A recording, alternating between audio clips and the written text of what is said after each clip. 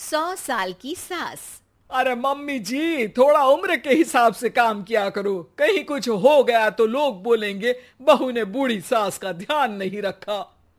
बहू, तुम भी थोड़ा कम और धीरे बोला करो। कहीं चिल्लाते हुए कभी कुछ हो गया तो वही लोग बोलेंगे 100 साल की सास भली चंगी बैठी है और बहू बेचारी चलती बनी।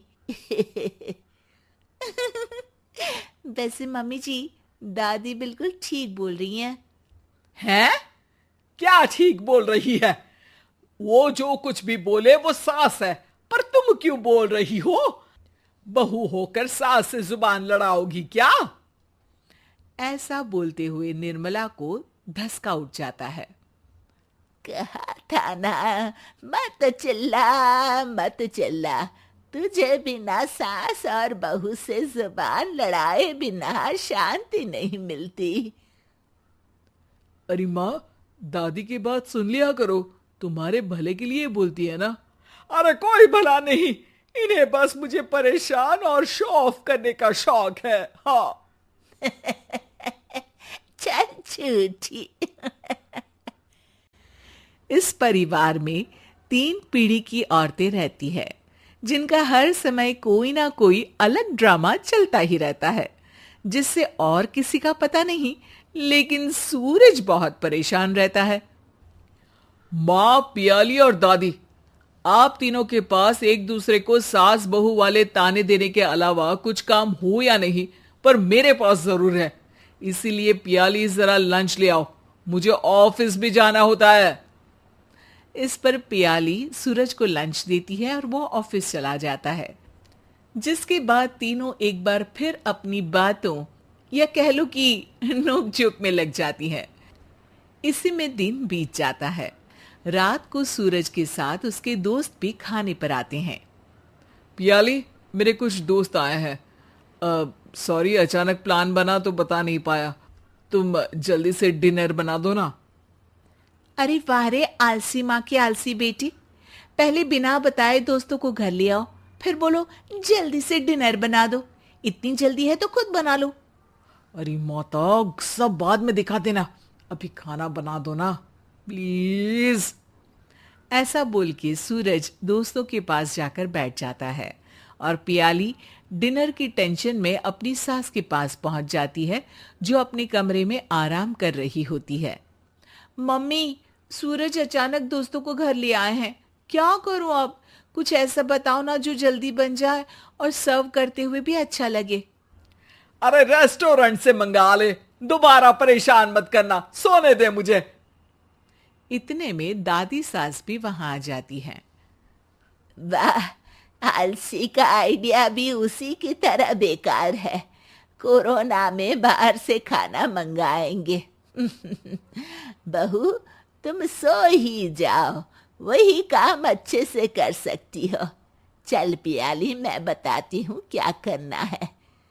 इस पर दादी सास पियाली के साथ मिलकर सारे मेहमानों के लिए खाना बनाती है, जिससे उन्हें ज्यादा मेहनत भी नहीं करनी पड़ती और सबका पेट भी भर जाता है।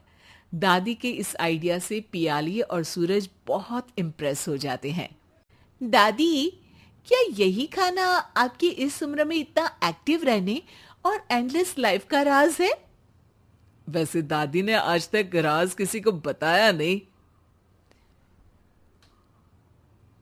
इन्होंने ससुर जी तक को नहीं बताया, तभी तो वो ऊपर पहुंच गए और ये अभी तक यही है।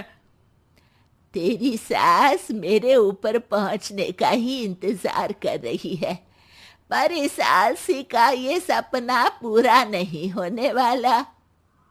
क्यों जी, अमर होने का वरदान लेकर आई हो क्या? अमर का पता नहीं, पर लगता है तुझसे लंबा जरूर जी लूंगी। इससे पहले कि दोनों सास बहू में कोई बहस शुरू होती, पियाली बीच में बोल पड़ती है।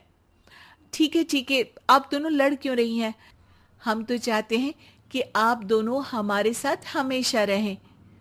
पियाली की बातों पर दोनों शांत हो जाते हैं और उनकी लाइफ पहले जैसे चलने लगती है, जहां दादी सुबह जल्दी उठकर कुछ न कुछ काम करते हुए पूरा दिन बिताती है, तो वहीं निर्मला और पियाली लेट उठने से लेकर धीरे धीरे आलस में काम करना और जब मर्जी सो जाने से अपना दिन बिताती हैं।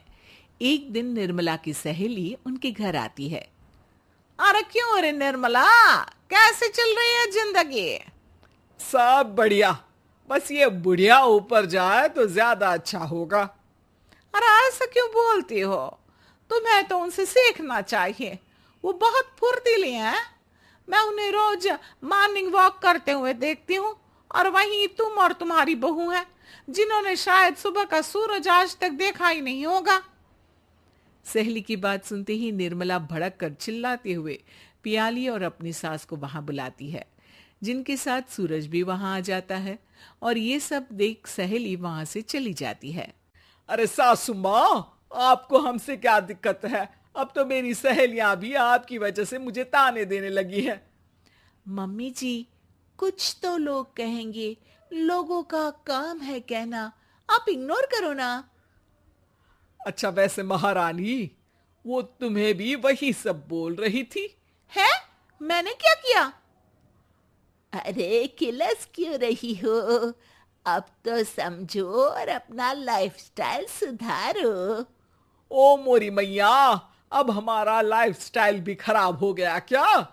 आपका तो हाई फाई है ना, बस उतना ही ठीक है।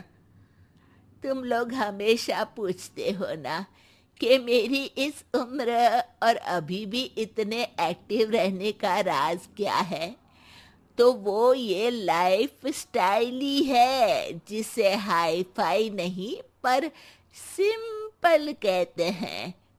दादी, अब कहना क्या चाहती हो?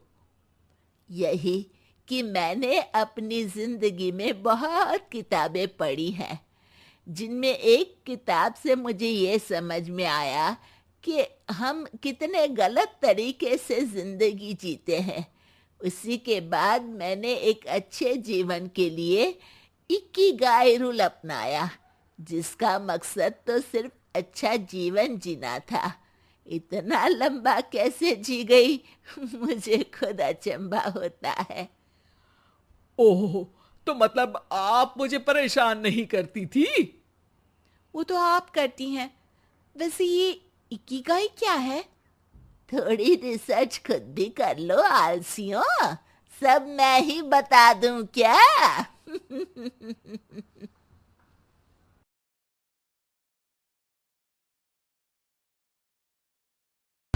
बाबू एक गाना सुना है?